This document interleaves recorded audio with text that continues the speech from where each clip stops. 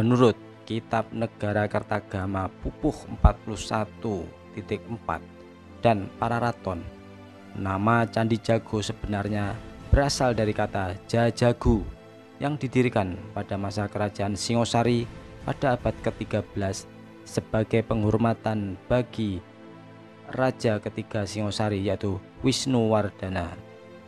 Jajagu yang artinya adalah keagungan merupakan istilah yang digunakan untuk menyebut tempat suci. Candi ini berlokasi di Dusun Jago, Desa Tumpang, Kecamatan Tumpang, Kabupaten Malang, sekitar 22 km dari pusat kota Malang. Candi Jago berlatar agama Buddha Tatrayana.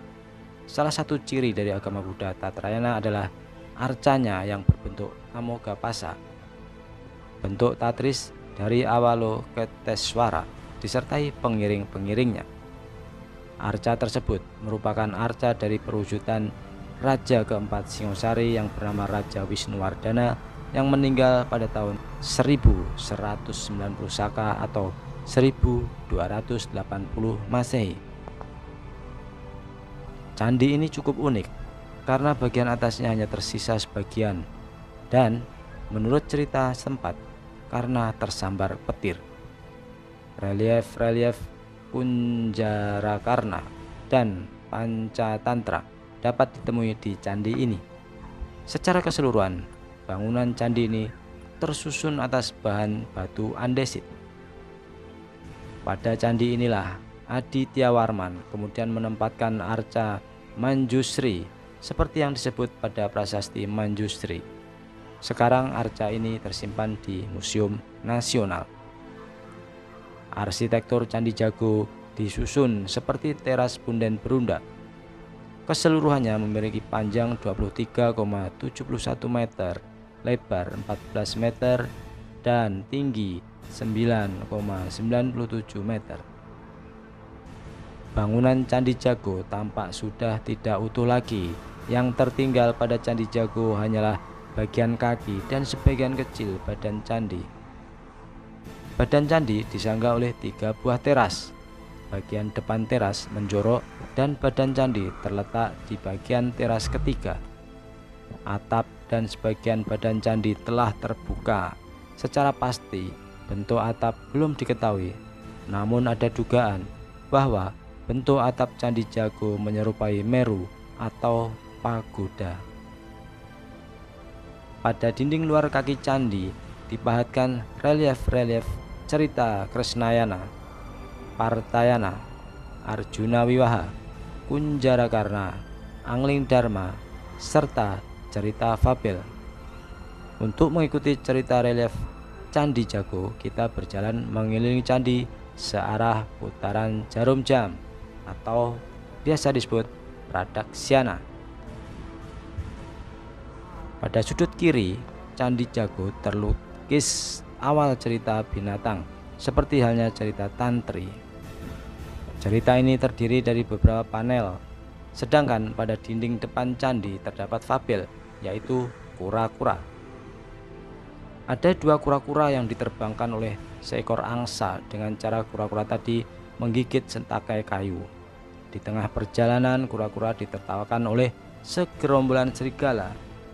Mereka mendengar dan kura-kura membalas dengan kata-kata atau berucap, sehingga terbukalah mulutnya dan ia pun terjatuh karena terlepas dari gigitan kayunya. Kura-kura menjadi makanan serigala. Maknanya kurang lebih memberikan nasihat, janganlah mundur dalam usaha atau pekerjaan hanya karena hinaan orang lain. Pada sudut timur laut terdapat rangkaian cerita Buddha yang meriwayatkan Yaksa Kunjarakarna. Ia pergi kepada dewa tertinggi yaitu Sang Wairocana untuk mempelajari ajaran Buddha. Beberapa hiasan dan relief pada kaki candi berupa cerita Kunjarakarna. Cerita ini bersifat deduktif dalam kepercayaan Buddha. Antara lain dikisahkan tentang raksasa Kunjarakarna ingin menjelma menjadi manusia. Ia menghadap Wairocana dan menyampaikan maksudnya. Setelah diberi nasihat dan patuh pada ajaran Buddha, akhirnya keinginan raksasa tersebut terkabul. Salah satu patung yang awalnya terdapat pada Candi Jago yang merupakan pelambangan Dewi Berkuti. Pada teras ketiga terdapat cerita Arjuna Wiwaha yang meriwayatkan perkawinan Arjuna dengan Dewi Supraba sebagai hadiah dari Betara Guru setelah Arjuna mengalahkan raksasa Niwatakawaca. Hiasan pada badan Candi Jago tidak sebanyak pada kakinya. Yang terlihat pada badan adalah relief adegan Kalawayana yang ada hubungannya dengan cerita Krisnayana. Relief ini berkisah tentang peperangan antara Raja Kalayawana dengan Krishna. Sedangkan pada bagian atap candi yang diperkirakan dulu dibuat dari atap kayu atau ijuk, sekarang sudah tidak ada bekasnya. Masih menurut kitab Negara Kertagama dan Pararaton, pembangunan Candi Jago atas perintah Raja Kertanegara ini berlangsung sejak tahun 1268 Masehi sampai dengan tahun 1280 Masehi sebagai penghormatan bagi ayahandanya Raja Singosari keempat Sri Jaya Wisnuwardana yang mangkat pada tahun 1268. Walaupun dibangun pada masa pemerintahan kerajaan Singosari, disebutkan dalam kedua kitab tersebut bahwa Candi Jago selama tahun 1359 merupakan salah satu tempat yang sering dikunjungi Raja Hayam Wuruk dari kerajaan Majapahit. Keterkaitan Candi Jago dengan kerajaan Singosari terlihat juga dari pahatan Padma atau terate yang menjulur ke atas dari bonggolnya yang menghiasi tataan arca-arcanya. Motif terate semacam itu sangat populer pada masa kerajaan Singosari. Candi Jago pertama kali dipublikasikan oleh Stanford Raffles dalam sebuah buku yang diterbitkannya yang berjudul History of Java pada tahun 1917. Namun, siapa yang menemukannya pertama kali masih belum diketahui.